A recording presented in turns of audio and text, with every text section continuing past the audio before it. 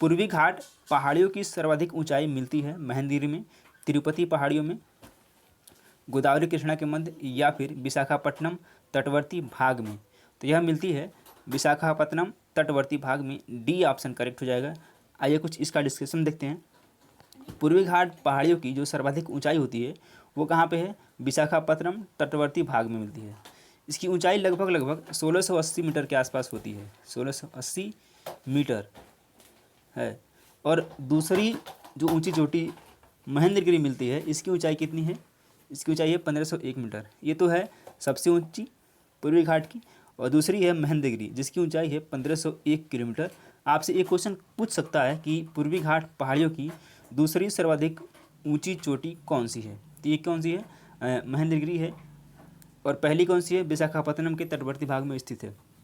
Clear है?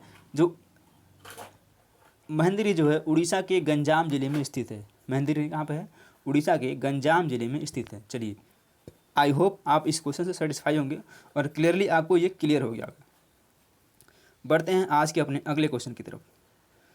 निम्नलिखित में से कौन सी मिट्टी स्वयं को घास पात से ढकने वाली मिट्टी के रूप में जानी जाती है? धूसर मिट्टी, लाल मिट्टी, भूरी मिट्टी, या फिर काली मिट्टी? तो जो आप सोच रहे हैं ऑप्शन नंबर डी काली मिट्टी, दैट्स राइट आंसर। यानी कि इसका जो आंसर होगा वो काली मिट्टी ही होगा। और काली मिट्टी को ही बोलते हैं घास पात से ढकने वाली मिट्टी। और इसका एक और नाम है, इसी मिट्टी को रेगुर मिट्टी भी कहा जाता है। यह मृदा जो है अंतर्राष्ट्रीय स्तर पर चरनोजम, यानी कि यदि काली मिट्टी की बात करें हम, ये काली मिट्टी इसका आंसर है। ये जो काली मिट्टी है यह अंतर्राष्ट्रीय स्तर पर चरनोजम मृदाओं से समानता रखती है। और इस मृदा का जो विस्तार है आपको बता दें हम कि महाराष्ट्र, गुजरात, मैं लिख दे रहा हूँ महाराष्ट्र, एमएच मतलब महाराष्ट्र, जीजे मतलब गुजरात, पश्चिमी मध्य प्रदेश यानी कि वेस्टर्न एमपी ये क्षेत्र आ जाता है, वेस्टर्न एमपी आ जाएगा, राजस्थान आ जाएगा, मैं आरजे लिख दे रहा हूँ राजस्थान, और दक्षिण के भाग यानी कि आंध्र प्रदेश, तमिलनाडु, कर्नाटक क्षेत्रों में इसका विस्तार पाया जाता है। और इसका नाम जो करेक्ट आंसर है option number D will be correct answer. चलिए बढ़ते हैं आज के अपने अगले क्वेश्चन की तरफ। भारत में प्राचीनतम चट्टानें कहाँ पाई जाती हैं? शिवालिक श्रृंखला में, अरावली श्रृंखला में, धारवाड़ क्षेत्र में, या फिर विंध्य श्रृंखला में? यह कहाँ पाई जाती हैं? यह पाई जाती हैं अरावली श्रृंखला में। That means B option correct हो जाएगा। बी ऑप्शन करेक्ट हो जाएगा। और ये जो है अरावली जो श्रृंखला है यह भारत की प्राचीनतम, यानी कि इसमें क्या है, भारत की प्राचीनतम चट्टानें पाई जाती हैं। जबकि जो शिवालिक श्रृंखला है, शिवालिक श्रृंखला जो है यह क्या है, ये हिमालय की सबसे नवीनतम श्रृंखला है। कभी आपसे पूछ ले कि हिमालय की जो सबसे नवीनतम श्रृंखला है वो क्या है, वो है शिवालिक श्रृंखला। ठीक है। और अरावली की पहाड़ियाँ दक्षिण पश्चिम में गुजरात से लेकर, यानी कि दक्षिण पश्चिम कहाँ पे पड़ेगा आपका, ये पड़ेगा आपको, ये भारत है अपना, मैं शार्ट में थोड़ा बता रहा हूँ, ये भारत है। ठीक है, समझने के लिए बना रहा हूँ। दक्षिण पश्चिम कौन सा आएगा, ये दक्षिण पश्चिम, ये दक्षिण आएगा, ये पश्चिम। ये दक्षिण पश्चिम में कहाँ के हैं, यह जो है गुजरात से लेकर के, आप क्या है, गुजरात है, गुजरात से लेकर कहाँ तक है, पूर्वी दिल्ली तक लगभग 800 किलोमीटर की लंबाई तक फैली हुई है। यानी कि पूर्वी दिल्ली तक लगभग कितनी, 800 किलोमीटर की लंबाई में विस्तारित हैं।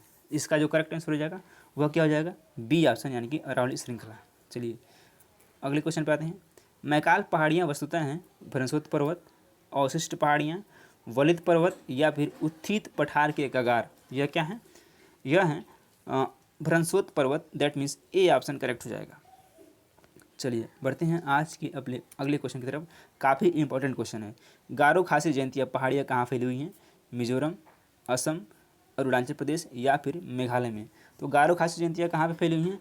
ये जो फैली हुई हैं यह फैली हैं आपके मेघालय पठार के पश्चिम सिरे पर गारो खासी की पहाड़ियाँ, तथा पूर्वी सिरे पर खासी जयंतियाँ, मिकी तथा रंगमा की पहाड़ियाँ फैली हुई हैं। और जो मेघालय का पठार का प्रायद्वीपीय भारत का बहिर्वर्ती भाग है वह समतल भूमि है जो भ्रंशन के कारण भारतीय प्रायद्वीप में मालदा गैप द्वारा अलग हो गया है।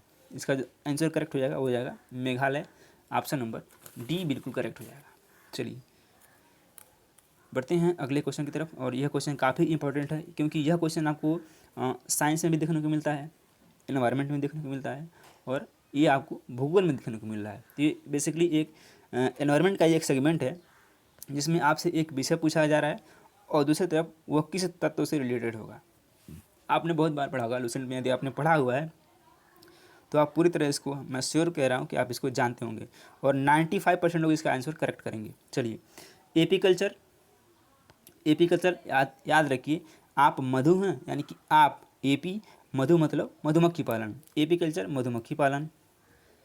ओलेरिकल्चर, ओ ले लो रे, जो सब्जी वाला आता है क्या बोलता है, ओ ले लो रे, यानी कि आलू ले लो रे। आलू क्या है, एक बेसिकली सब्जी है, ठीक है। तो ये क्या हो जाएगा, रसोई शाक, ये आ जाएगा रसोई शाक में। और पोमोलॉजी, पोमोलॉजी क्या है, ये फलों का अध्ययन है। और विटिकल्चर, अंगूर की लता या फिर अंगूर की खेती। तो ए का 4, बी का 3, ए का 4, बी का 3, ए का 4, यानी कि ए का 4, ए का 4 किस में दिया है, सी ऑप्शन में दिया गया है और सी ऑप्शन ही एक मैच कर रहा है जिसमें हमारा आंसर करेक्ट हो जाएगा। चलिए, भारत का निम्नलिखित में से कौन सा क्षेत्र सूखा प्रवण है, तीस्तान घाटी, रांची पठार, कोंकण या फिर रायलसीमा। तो कौन सा है यह, रायलसीमा कहाँ पे है, ये है आंध्र प्रदेश में, आंध्र प्रदेश में स्थित प्राचीनतम अपर्दित पठार है। डी ऑप्शन बिल्कुल करेक्ट है।